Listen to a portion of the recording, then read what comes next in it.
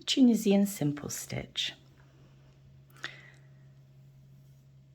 To start working the Tunisian simple stitch, we're going to identify the vertical bars in the work. These are the strips running along here, and this is where we're going to pick up the stitches. We'll leave the first one because that's already got the stitch in it, which is the loop on the hook. We'll pass the needle in the direction we're working under the first bar. We'll pull the yarn over the hook and pull it through. Going to place it under the next one, put the yarn over the hook and pull it through. Under the next bar, yarn over the hook and pull it through. And we're going to work like that all across the piece of work.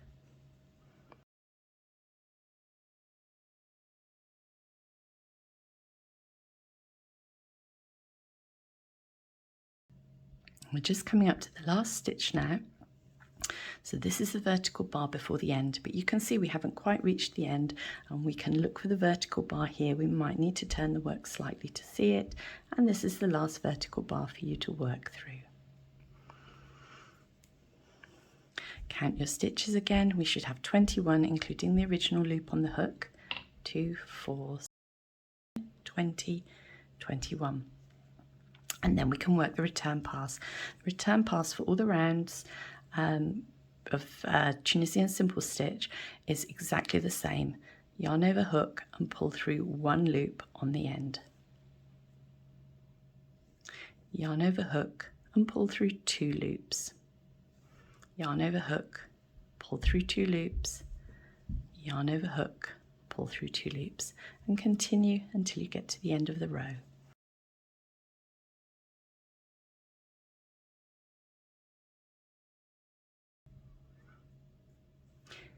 And you can see I'm coming up to the last stitch now.